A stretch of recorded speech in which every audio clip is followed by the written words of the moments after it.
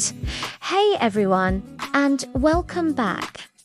Today, we're going on an incredible journey inside our own bodies to explore two amazing organs that work tirelessly. Every single second of our lives, our lungs. Have you ever wondered how we breathe? It feels so simple, right? In and out. But what's really happening inside is like a fascinating, perfectly coordinated dance. Imagine you have two super special, stretchy balloons tucked safely inside your chest. These aren't just any balloons, they're our lungs. And just like balloons, they can fill up with air and then let it all out. But how do they do it? They don't just inflate on their own. They have a powerful helper. Meet the diaphragm. It's a big, dome-shaped muscle that sits right underneath your lungs. When you decide to take a breath in, your brain sends a signal to your diaphragm.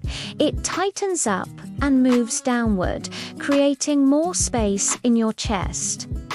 At the same time, the muscles between your ribs pull your ribcage up and out. This makes the space around your lungs even bigger.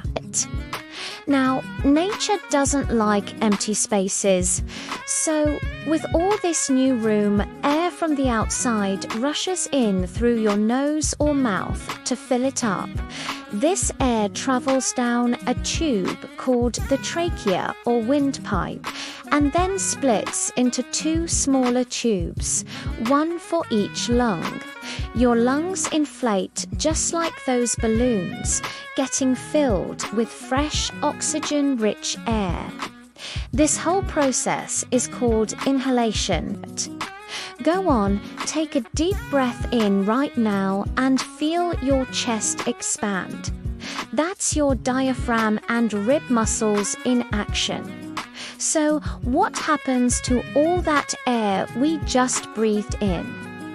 Well, this is where the magic really begins. The air travels through smaller and smaller branches inside your lungs, kind of like the branches of a tree. At the very end of these tiny branches are millions of little air sacs called alveoli. They look like tiny bunches of grapes. These air sacs are where the most important exchange happens. Think of it like a trading post. Your blood, which has been traveling all around your body, delivering energy and picking up waste, arrives at the lungs. It's carrying a waste gas called carbon dioxide. The walls of these little air sacs are super thin, so the oxygen from the air you just breathed in can easily pass through them and hop into your blood. At the exact same time, the carbon dioxide that your blood was carrying hops out of the blood and into the air sacs. It's a quick and clever swap. Once the blood has picked up its fresh supply of oxygen, it zips off to the heart, which then pumps this re-energized, oxygen-rich blood to every single part of your body, your brain, your muscles, your toes, everywhere. This oxygen is the fuel your cells need to work, play, and live. Now, what about that carbon dioxide we just swapped into our lungs? We need to get rid of it, right? This is where breathing out or exhalation comes in.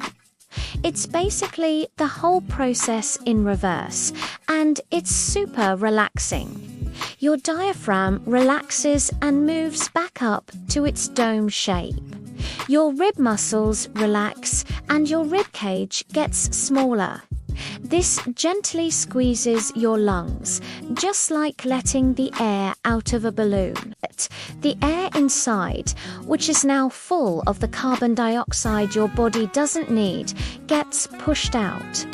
It travels back up the same way it came in and whoosh out through your nose or mouth.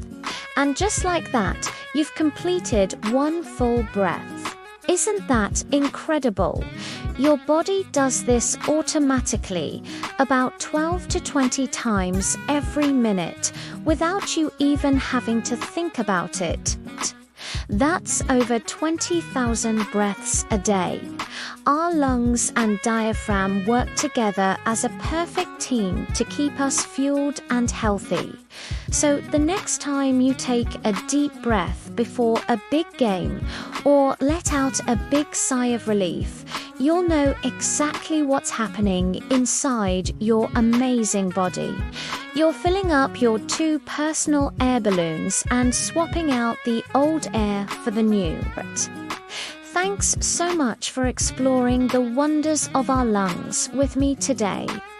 If you enjoyed this journey, don't forget to hit that like button, subscribe for more amazing science adventures, and maybe share this with a friend who'd find it cool.